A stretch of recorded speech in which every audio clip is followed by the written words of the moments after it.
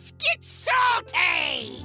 Hey everyone, Zeddy here again today with a brand new video, and I read a lot of frustrations, hell I have a lot of them myself, about how Hearthstone doesn't feel quite like Hearthstone these days, and well in particular, classes don't feel like the classes they used to be at all, and their identity seems to be almost lost. Before we dive deeper into this though, I do want to announce our giveaway winner for the $100 worth of Hearthstone pack. It is this person right here. I've messaged them, and if I don't hear back within 24 hours, I will pick a new winner. We'll have more giveaways soon. In particular, I imagine we're getting an expansion announcement probably in a month or so, so expect a lot more fun stuff around that time. And I just want to thank everybody again for all of your support. I've been going through a lot of medical stuff behind the scenes. It's been rough, and I keep uploading every single day, and your guys' support, your subscriptions, your likes, your comments, just literally anything has just, it's meant the world to me, so thank you guys so much. I'm glad I can give back the little I can, and I will continue to try and do that going forward. Yes, class identity, something that I think is very important to Hearthstone. There's 9 classes when the game launched, 10 currently, and those classes have typically played out in a similar fashion throughout history of Hearthstone. However, lately I have to say, it feels like not as much, and I wanted to go over this Developer Insights article. This was made almost 3 years ago to this day, June 24th, 2019, that kind of outlined what the direction of the classes were going to be or should be. And even at the time, it didn't really line up with a lot of the meta decks, but I thought we'd take a look and see, do the classes line up with this? Was this just the most bizarre article ever? Or maybe it shed some light on why a lot of classes don't feel like traditional classes right now. So the way this article worked is they broke down each class into 3 different categories, each having their own strength, their limitations, and weaknesses. Strengths basically are things that a class focuses on and excels at. Limitations are aspects that might show up a few times for a class but are limited in power level and the number of cards in that class. And then weaknesses are aspects of a class that they either just don't have period or struggles to effectively achieve. So starting off with Druid with Malfurion. So their strength, you'll note there's no limitation noted for Druid, but their strength, mana generation. And with Guff and Nourish currently in the game, I'd say it's a pretty strong thing. Giant minions, although they're typically neutral minions like a Raid Boss Nixia or a Neptulon or something like that, they typically are one of the only classes that can play them. Minion swarms, we've seen that with Spell Druid, with Beast Druid, all those type of decks seems to be pretty good. Card draw, although lately only Nourish and Guff are really there, you still even have a card like Composting, which is absolutely gross, so absolutely. And Beast Druid is not tier 1 at the moment, but it's pretty good. So all the strengths, I gotta say, for Druid line up pretty well, with weaknesses being destroying big minions, which yes, they have absolutely no hard removal. There's no naturalize, no mulch. They gotta use other means to remove stuff, and board clears, which Starfall was even taken out of the core set. The closest thing is like Scales of Onyxia, which is a pretty good pseudo clear, but not really board clear. So Druid, gotta say, class does feel like Druid. And I have to say, as a Druid player, when I have played Druid, especially with Guff and Ramp Druid, it's felt Druid. Druid to me has felt like a class that hasn't lost its identity and has stayed true. So at least for one, we're looking pretty good. Hunter, their strengths, Beast, which I would agree, still a pretty good strength, although the Beast Hunter is still yet to play out as like tier 1 deck, but it's working out all right. Secrets and Death Rattle for sure. Limitations, card draw and generation, board clear and taunt. I gotta say, the card draw part, definitely not really a thing anymore, because Furious Howl exists and they have other means. Definitely not as much as a limitation as it used to be. And healing. Yes, healing has basically always been weak in Hunter. Mage, their strengths in particular, spells, big and small. Gotta say, really lacking on the big spells at the moment to be good. Damage spells, which they do have a decent amount of fireballs and all that. Secrets, very, very weak at the moment. You don't typically see many secrets from Mage, and they do have an abundance of board clears. Limitations with minion swarms. I gotta say, Mech Mage, hello, not really a hard thing to swarm the board with that's being pushed really hard lately. And weaknesses being healing, taunt, and minion buffs, and you gotta say, they currently don't really have any of those. Next, we have Paladin with strengths of minion swarms, minion buffs and debuffs, definitely for sure.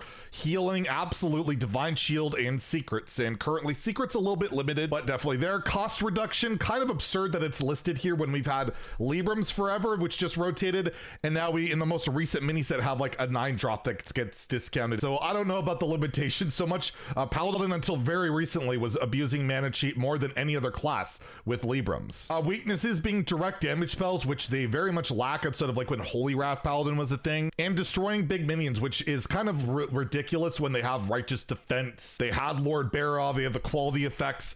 I don't know, definitely not quite as in line, but still, I would say Paladin feels pretty close. Next, we have Priests with their strengths of healing, which honestly, are they that great at healing these days? It's kind of suspect, honestly, since Renew and Apotheosis have left. Narrow but powerful spells. I can't think off the top of my head of really powerful spells right now in Priest. Definitely not quite there. Copying, again, you have the silence spell that copies things, but not too much. Single minion buffs are definitely there with like the whole wig thing, as well as like a divine blessing and all that stuff. Minion buffs there, and death rattle, which they have pushed, but it hasn't been good. Limitations of card draw, which is just ludicrous to think about when they have Northshire Cleric again. They have a 3-drop that could draw 3 cards. There are plenty of priests that draw their entire deck by turns 8 and 9. So this one is definitely aged terribly. And weaknesses with face damage spells and multi-minion buffs. Again, we saw Shadow Priest pushed and I didn't really go with that. And multi-minion buffs, I guess not multi-minion, but you could see Priest has really deviated from this direction. Definitely not that traditional healing, narrow but powerful spell type of thing, copying, like all this stuff, except for like single minion buffs, feels like it's kind of gone for Priest. So our first real big hit in my opinion. Next we have Rogue, which has the strength of combo cards, definitely still there, destroying individual minions. They have plenty of ways of destroying big stuff. Card draw, it's a good class of drawing. Yes, they don't have passage anymore, but that card was egregious, and they still have plenty of good card draw options. Weapons are still prevalent, and death rattle have always been there, but never their strong suit. But with Mine Rogue, I guess you got to go with it a little bit.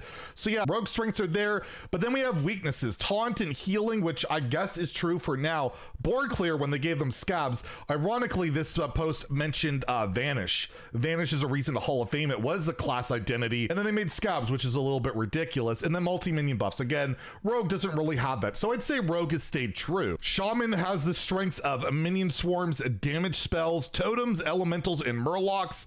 Even with the murlocs being pushed lately, it's still not quite there. Elementals were pretty good a while ago. Totems have been basically abandoned since Izor was made. They made that legendary totem first time ever, and we haven't really seen much totem support at all since. Damage spells, we still have Burn Shaman, all of that, and minion swarms, which is definitely still there. We even had the Piranha Swarmer, right? That thing in the game. So I'd say, but then weaknesses, card draw and generation. Again, Shaman does not struggle to draw cards. Basically, no class does. They just don't make this a weakness anymore. And at the time this article came out with card generation, the best Shaman deck was Quest Shaman with lackeys, and they still have zero problems generating cards in Shaman. Definitely one that feels a little bit more out of touch. Next we have Warlock, which have powerful sacrifice effects, which basically I can't even think of a good one in standard at the moment at all. Card draw, which outside of their hero power right now in Tamsin, they really don't have good card draw. They really don't. Minion swarms, yeah, the murlocs, but that's about it, and it's not doing particularly well.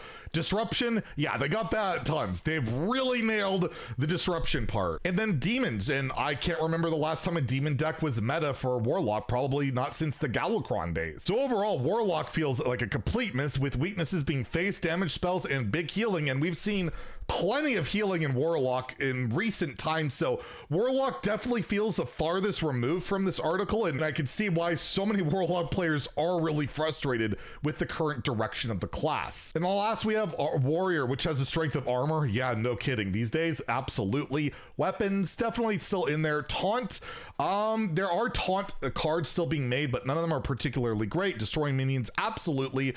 Limitations, card drawn generation. They just got this 2-mana warrior spell that can rip through the whole deck. Combine that with, from the depths. That's not really a problem. Generation, even their colossal minion generates 3 cards. They still struggle with it a tiny bit, but it's definitely not really a limitation anymore. And then weaknesses of face damage spells outside of Immortal Strike really haven't had any. Multi-minion buffs, absolutely. And minion swarms, Pirate Warrior, hello. And then of course, just every scam you can get from the depths. So Warrior feels like the strengths are there, and then a lot of the limitations of weaknesses have been removed. and that's why to a lot of people warrior just doesn't feel right at the moment. It's almost like a scam tempo class when if you look at this, it really shouldn't be there. So I thought it'd be interesting to go through the class identity like 3 years removed, and to be fair, it hasn't deviated that much for a lot of these classes, but the ones that it have in particular, like priest and warlock, it really shows. And it almost feels like if they want to get back to those classes feeling like they used to, they almost have this article here that they could follow up on and kind of dive into. So let me know what you guys think. Do Hearthstone classes still feel the way they should, or should they go back to this article and try and figure some things out? Anyways, if you enjoyed the video, please like and subscribe. Have a great day and stay salty, my friends.